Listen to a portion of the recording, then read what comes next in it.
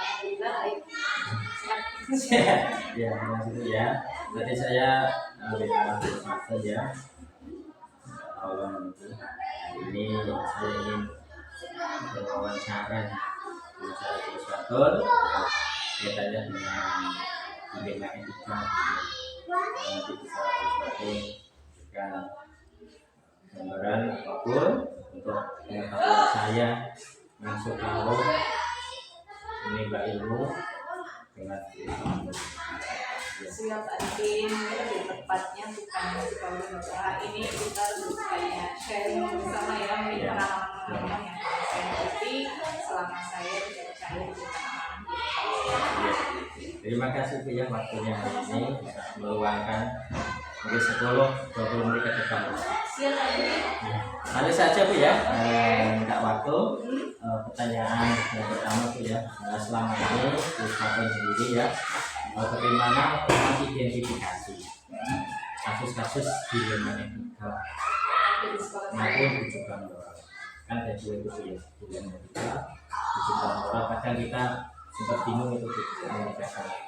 Pak Arifin tadi terkait apa yang dikatakan Pak Arifin, bagaimana saya mengidentifikasi masalah yang disebutkan yaitu moral dan apabila kasus tersebut yang dilakukan itu kasus hukum itu apabila benar melawan salah itu hukum, tapi apabila saya mengidentifikasinya dengan kasus yang saya amati itu benar melawan benar menjadi sebuah dilema seperti itu. Jadi contohnya ketika saya menghadapi teman-teman di sekolah, katakanlah guru tersebut ada di bawah ketika beliau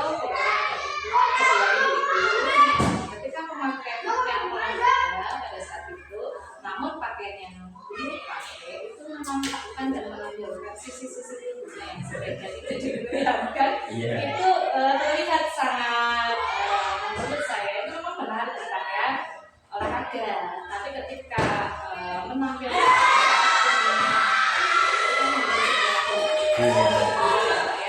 Terima kasih Bu Faton. Jadi tadi Bu Faton sudah menjelaskan kepada saya untuk mengidentifikasi apa itu dilema etika maupun bujukan moral. Dilihat dari kalau bujukan moral hukum itu ya salah benar dengan salah gitu ya.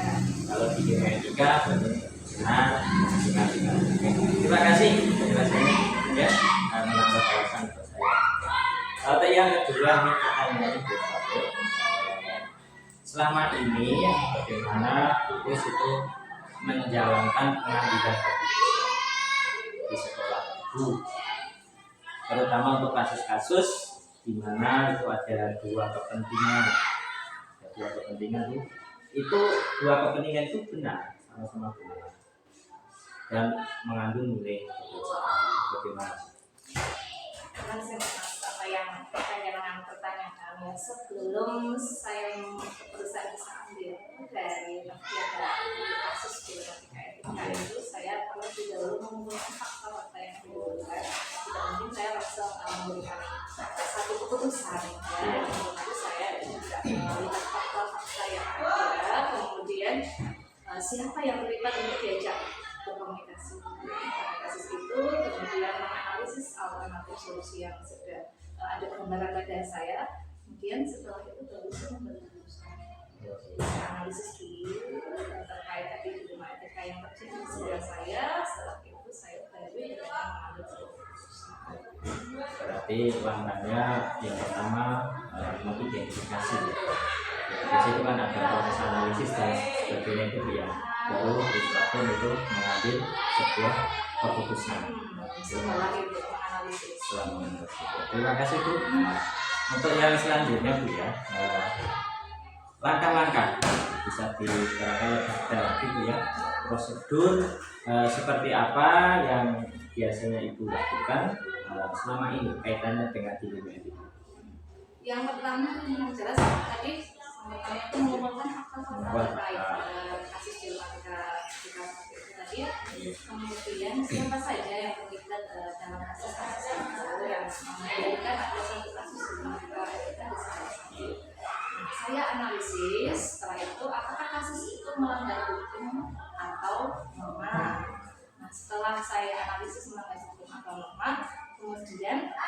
toleransi saja benar setelah tahu itu norma atau hukum kemudian benar atau salah kemudian membuat alternatif solusi dari hasil kasus tadi baru saya membuat sebuah keputusan. Berarti panjang Bu ya ini langkah-langkahnya ya. Ya mudah-mudahan. Ini masukan untuk saya Bu, benar sekali ini ternyata untuk mengambil suatu keputusan itu tidak serta-merta dengan ego kita atau ternyata baik menurut orangnya mungkin tidak, ternyata ada langkah-langkahnya untuk mengantisipasi keputusan itu bisa diambil tidak ya tetap orang lain kadang tidak terpuaskan ya seperti ya, tapi kita berusaha untuk yang terbaik keputusan tersebut. Saya juga merasa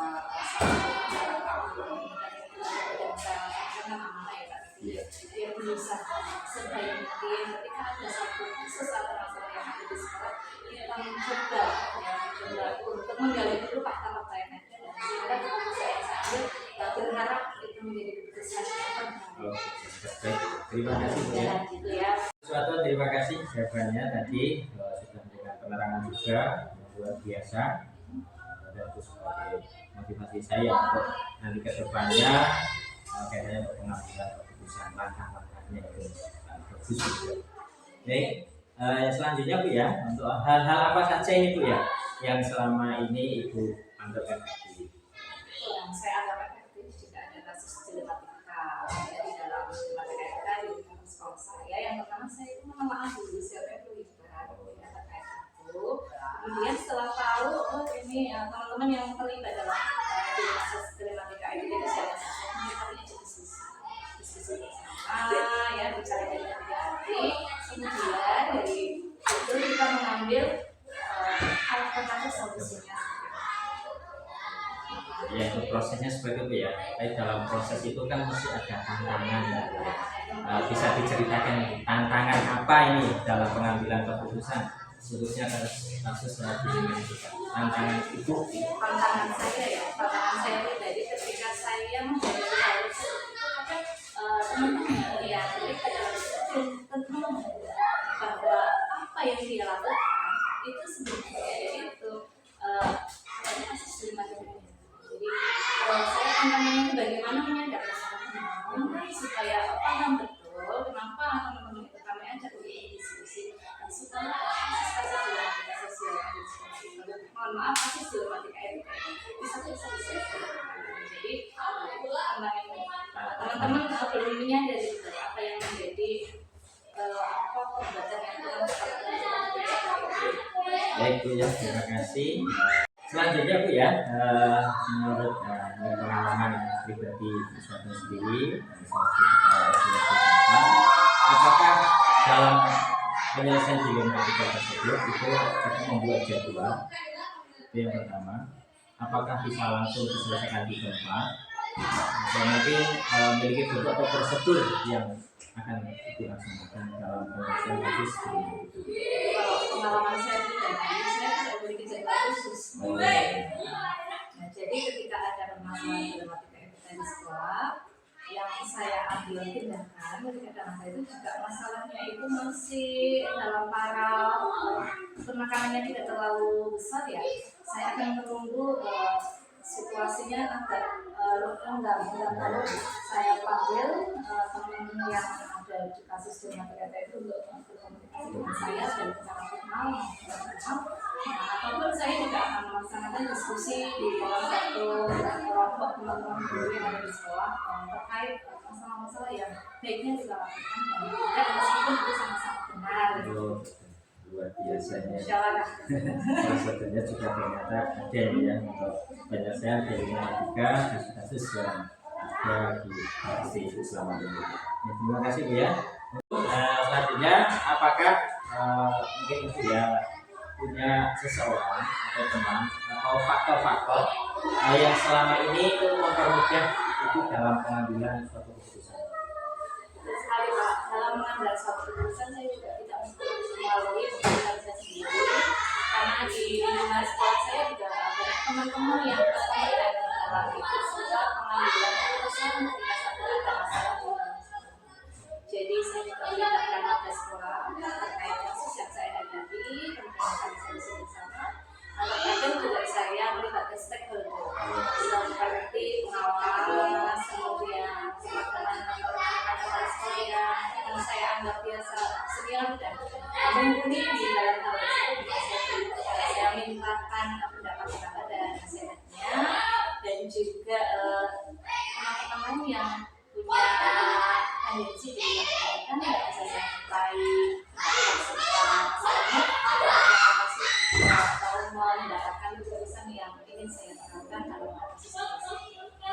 Tapi Puspaten sendiri dalam pengambilan keputusan itu berkolaborasi jadi dengan pihak-pihak yang di sini menguasai paham dari masalah. Harapannya dengan seperti itu saya mengambil keputusan yang tidak bijak dan memang setidaknya kita apa sehingga keputusan saya itu menjadi yang baik untuk Terima kasih Bu ya, penjelasannya luar biasa.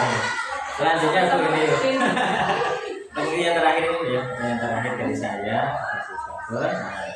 Dari semua yang telah kita sampaikan tadi berbicara-bicara dari orang lain itu mungkin ada pembelajaran apa yang dapat diambil atau petik dari pengalaman ibu sendiri dari mengambil keputusan khususnya pada dilema kita.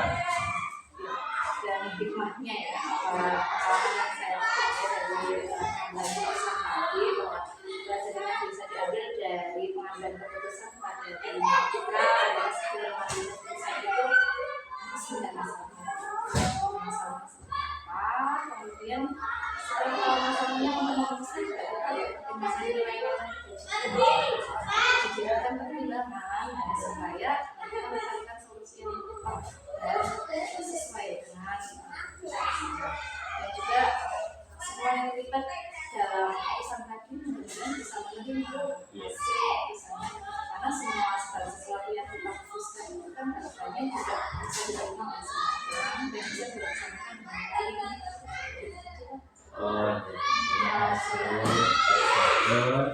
Jadi pertanyaan itu saya mengambil hikmah atau kesimpulan dari pembicaraan ini ternyata Puspaten suatu pemimpin di sekolah luar biasa itu ya. Masih banyak belajar sama kayak tadi memang sudah Pak ya karena kasus-kasus juga terus berkembang dan juga kita membutuhkan membuat kita juga bisa mengatasinya bisa Terima kasih Puspaten bisa bermanfaat untuk saya. Semoga rezeki saya di depannya. Terima kasih Puspaten waktunya ini membantu 20 menitan ya. Kita meluangkan waktunya di hari ini untuk saya sampaikan. Saya berdoa semoga Puspaten sehat, amin semangat. sehat semangat Terima bisa kasih. bermanfaat ya Pak Dan saya tutup pembicaraan hari ini dengan alhamdulillah. Saya ucapkan assalamualaikum warahmatullahi wabarakatuh. Salam warahmatullahi wabarakatuh.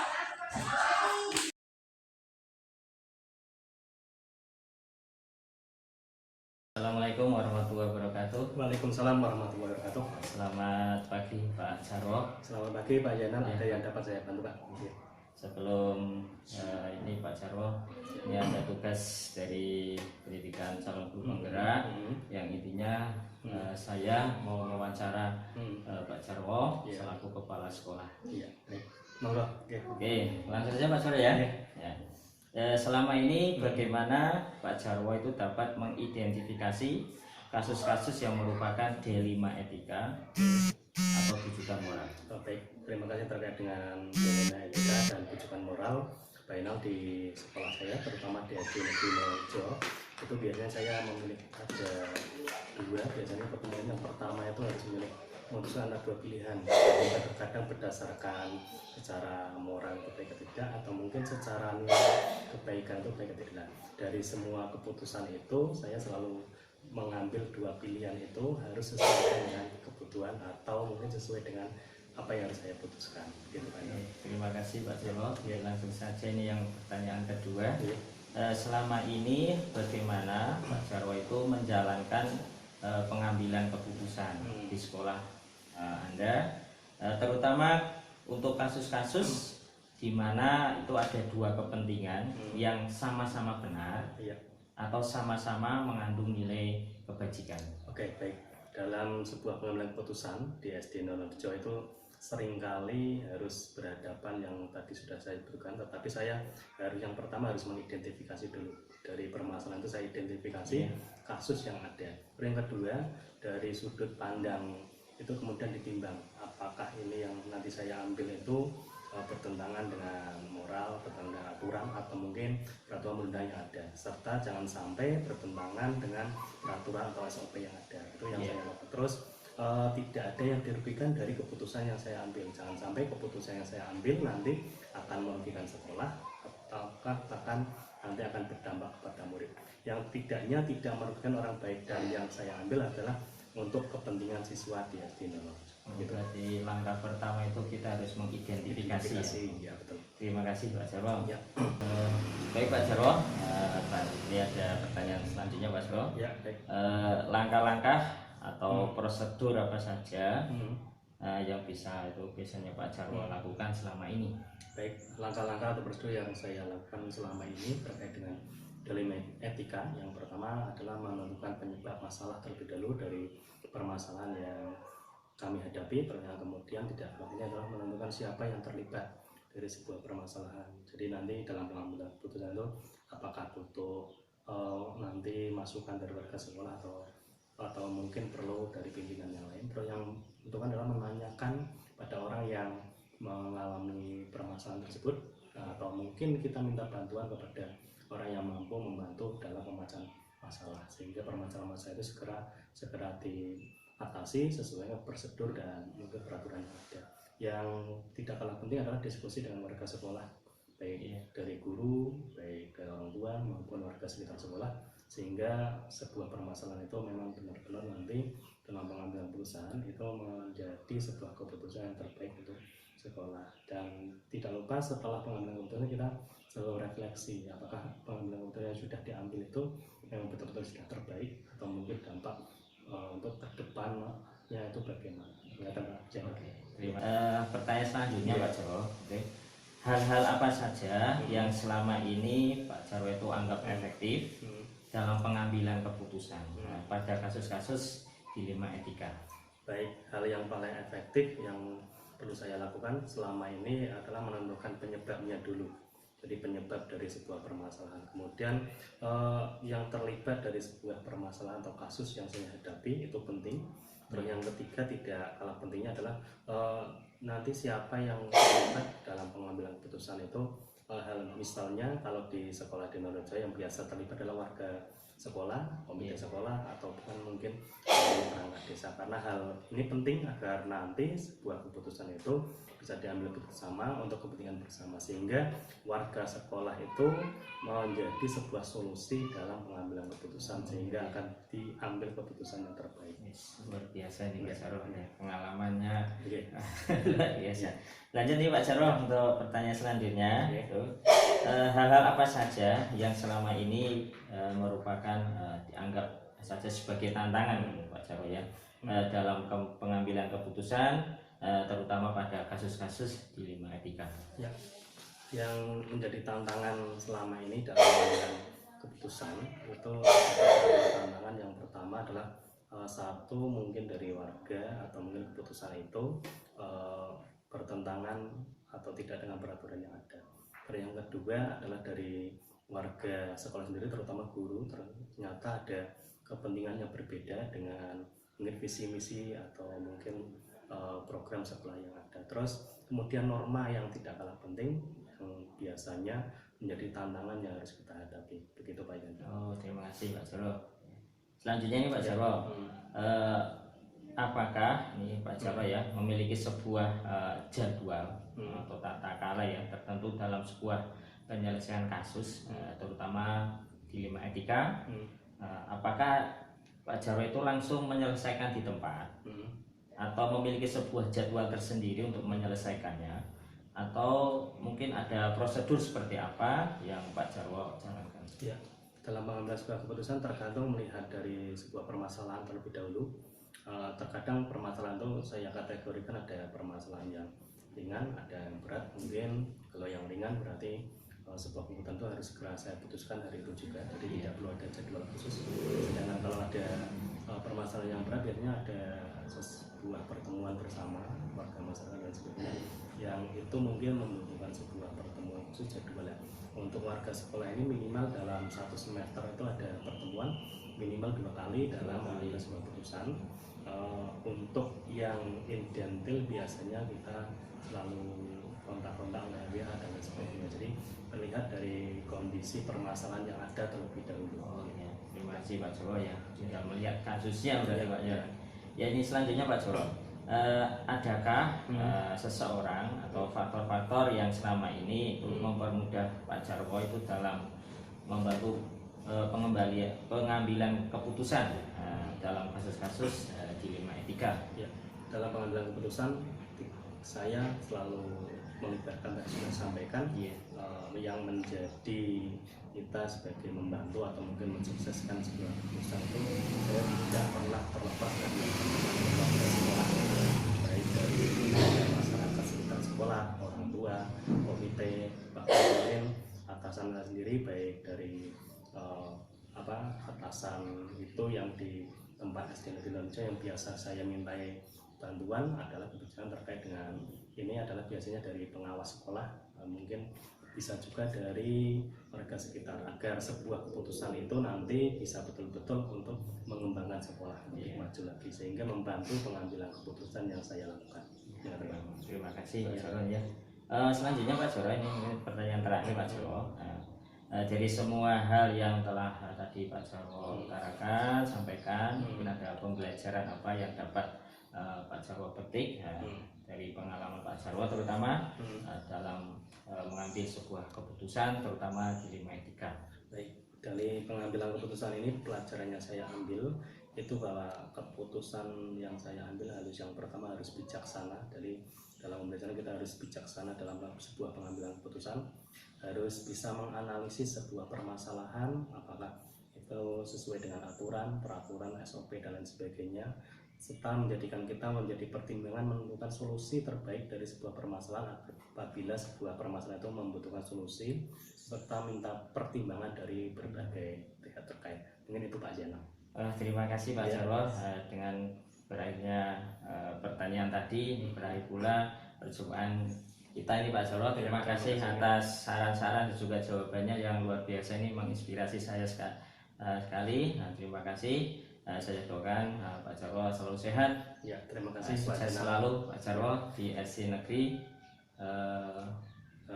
Donorejo. Ya, terima kasih Pak Zainal. Mudah-mudahan dari kegiatan CGP yang diikuti Pak Zainal nanti mendapatkan ilmu yang barokah, manfaat, dan nanti bisa diaplikasikan di sekolah Bapak, sehingga nanti sekolah yang mungkin kedepannya Pak Zainal menjadi seorang pemimpin agar mendapatkan ilmu dan mendapatkan pengalaman yang lebih baik. Terima kasih Pak Jarwo. Amin. Saya pamit dulu Pak Jarwo. Ya, monggo. Assalamualaikum.